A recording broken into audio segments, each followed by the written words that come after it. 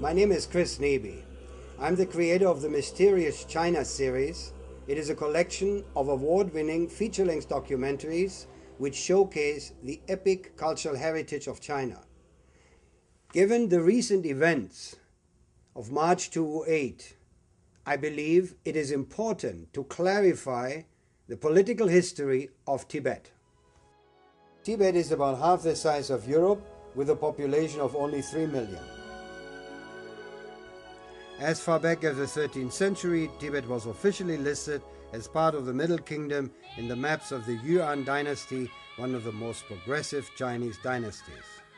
Buddhism, a religion that originated in India, was introduced to Tibet in the 7th century. Tibetan Lamaism is a form of Buddhism intermingled with Bon, the ancient indigenous religion of Tibet.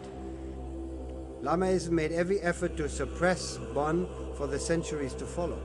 With the introduction of Buddhism from India came the Indian caste system in all its demeaning form.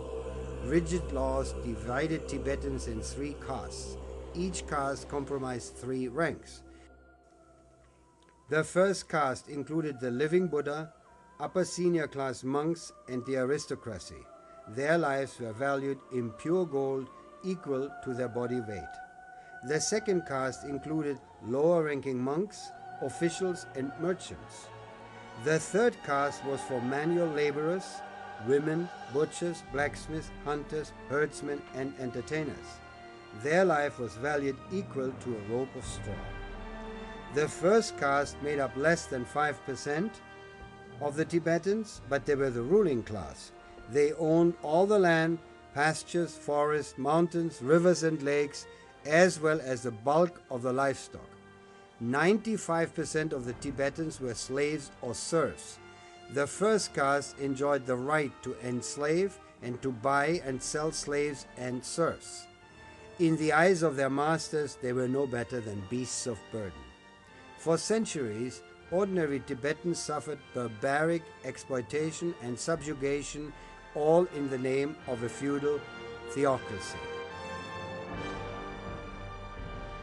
When discussing Tibet, it is important to realize that for much of China's epic 5,000 years of civilization, they were far more advanced than Western cultures.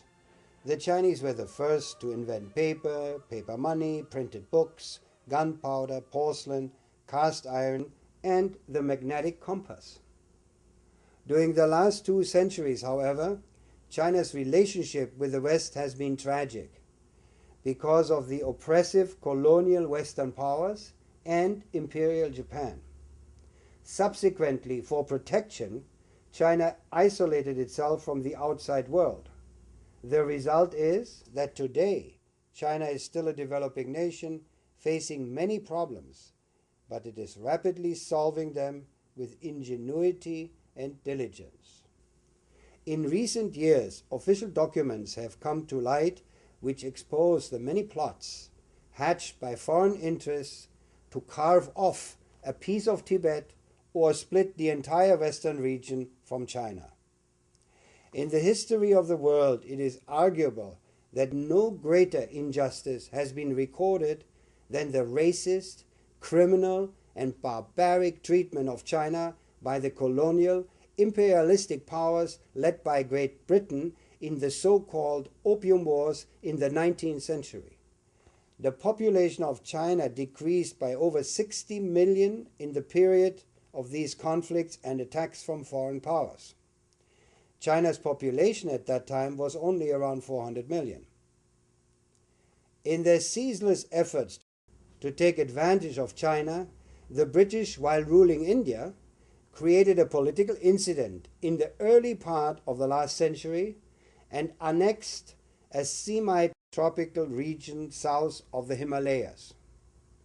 This area had been part of China since ancient times, when this was a holy place for the worshippers of the indigenous Tibetan religion known as Bon.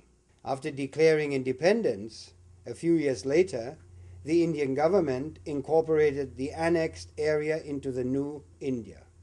To this day, this border dispute remains unsolved and continues to taint Indo-Chinese relations.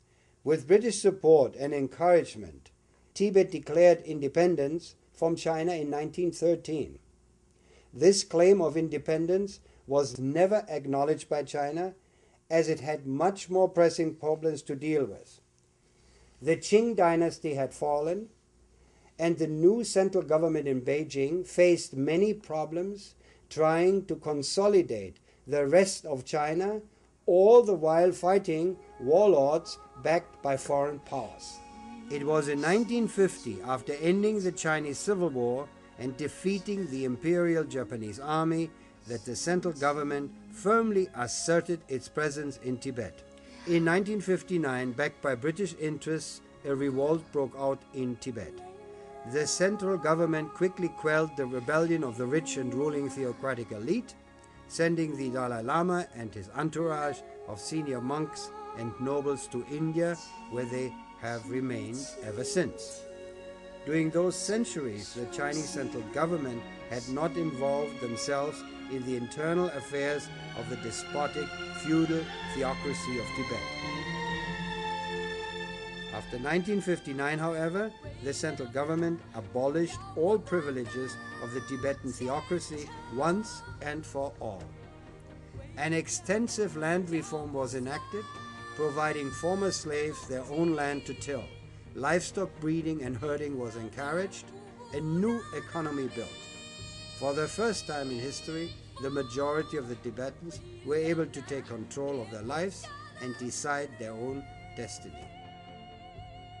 Tibet has been catapulted in the 21st century by far-reaching reforms and the creation of a state-of-the-art infrastructure with superhighways, user-friendly airports, and the famous Tibetan Express, which connects Tibet with the highly industrialized east of China and ultimately the world.